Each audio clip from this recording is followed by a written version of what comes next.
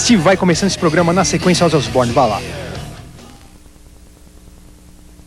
That you chose the instrument. This is my instrument. That's what I. Well, I always loved the guitar. I was always in awe of it. You know, it was always like just something out of my reach, because I never felt I would be good enough to play it.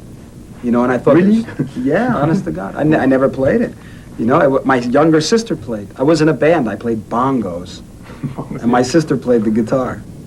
And we wrote a song. Our first song that we ever wrote together was called "Hot Chocolate." Hot chocolate. Take her finger and run it up the string. Ding, ding, ding, ding, ding, ding. Hot chocolate. Ding, ding, ding, ding, ding, ding. The lyrics went, makes you quiver, makes you quake. When you drink it straight. That's good. Do you have it taped or? No, I don't. Somewhere? No. Not at all. No. So then a friend of mine who lived down the street, he had a guitar. And I went to his house and he started playing. And I was just knocked out. He was playing a Jethro Tull song, Aqualung. Very good riff. And I mean, that's a song that we like listened to, and we were like, he can play it on the guitar. So I said, well, if he can play it, I have to figure it out. And how did you start? Like, to play the way you play, do you think that you have to be born with this talent, or you can just study and no, you have reach you have to be born with the discipline. You have to have the discipline. I can only play well because I practiced a lot. What about the talent? You think it's more discipline than talent? Well, I have a certain ear for music, you know, that some people are born with. I don't know, call it past life karma or whatever, you know. But I have a certain ear. But for me to play, I have to work very hard. It's not natural. I mean, I'm not a natural. I didn't just pick up the instrument and play. But I worked so hard and I enjoyed it so much. When I was a kid, it was everything. You know, it was like when I finally got the guitar, the rest of the world faded away, you know? And I didn't miss it because I was absorbed. Like friends and parties and... Oh, yeah, I had friends, I had You parties, had time enough sure, to... Yeah, well, on the weekends we'd go out and booze it up, you know? The same thing you do in high school, you know? And I had bands in high school. We had the greatest rock band from all my friends in high school. We'd play Led Zeppelin, Kiss, you know? And we just had a great time. We would like... It was the best band I was ever in. Because it was a real band, you know? We grew up together. We went through adolescence together, you know? We got drunk for the first time. We all got laid for the first time together, you know? It's just one of those great things. Meditation? Well, yeah, as a matter of fact, there's certain things. I mean, I'm not religious in the sense that, you know, I follow a religion where there's like, you know, rituals and ceremonies and stuff like that.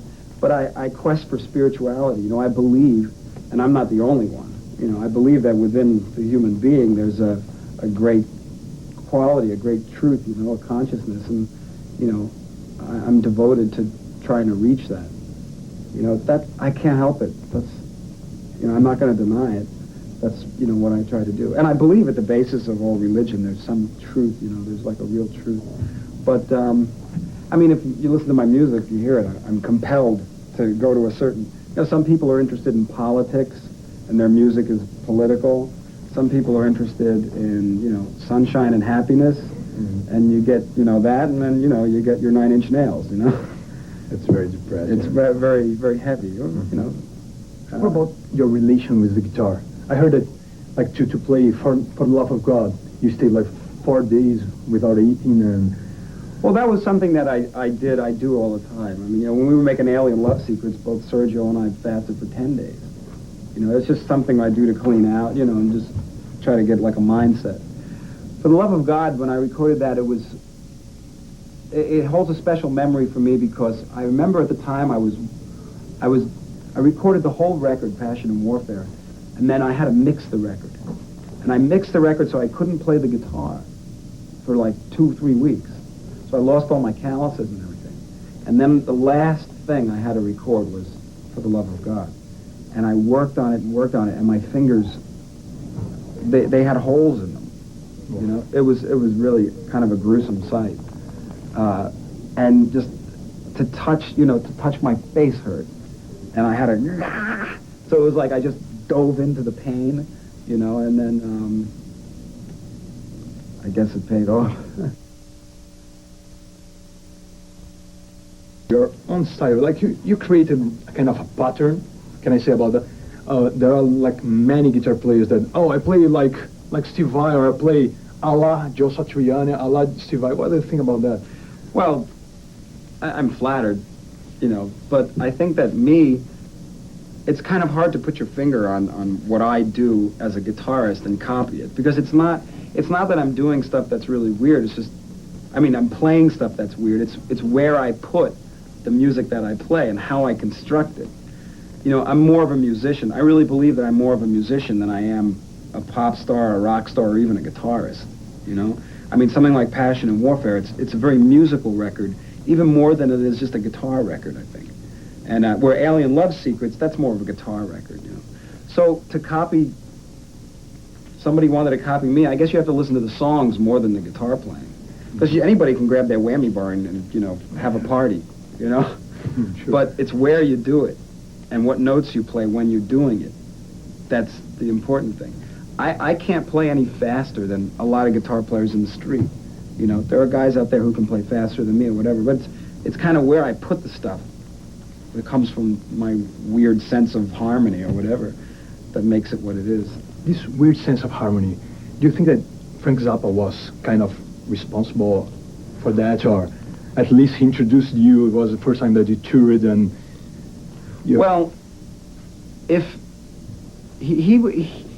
I saw him do it, and it gave me encouragement. If you don't see somebody do something, sometimes you don't think it's possible,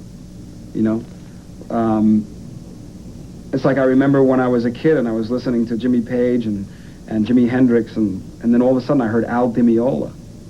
And I thought, oh my God, you don't think it's possible until you hear it. Then you say, okay, well, it's possible, so now I can do it, So with Frank, I always had that in me. Like I was saying, I liked, Broadway music and orchestra music, and I love manuscript. To me, it's like art. It looks like art. And with Frank, it all came together. The comedy, because I got a really twisted sense of humor, especially when I was a kid. And the guitar playing, and then he had, all the music, the manuscript was all perfect, and the players were great players. So it gave me the vision that it could be done. So then he was a very big influence on me that way. Like, how old were you? He found out you, he discovered you. Yeah, I sent Frank I had his phone number, and I kept calling him, and he was never home. And finally I got him on the phone, and he was in a good mood, lucky for me. And he said that he would accept a tape. So I sent him a tape, and I sent him transcriptions of some of his music. And he was really impressed. You were one of the only ones, I think, the only one to transcribe in the really properly. He had some other guys, but I was doing most of it. I was doing all the weird stuff. And he was impressed, and he said, I want you to come out and audition for the band and play in the band. He said, how old are you? And I said, 18. And he said, forget it. You're too young. So I didn't let that stop me. I moved to California, and I started working for him, and I started recording. And finally, I joined the band when I was 20. And I did three tours with him. 3 tours, playing like Impossible Guitars, I remember the record. How was that? Like to compose those songs and those solos? Well, it was, Frank would write things on the piano, so they don't fall on the guitar very easily. So I'd have to really work hard at all these odd skips and jumps and stuff. And I would just sit and do it. I'd do it really slow. And I'd do it a little faster each time. And a little faster, and the next thing you know, you can do it. But you gotta have patience, and you gotta be really disciplined. Yeah, you gotta have patience. And very dedicated to the music. And I was very dedicated to Frank's music. That's great.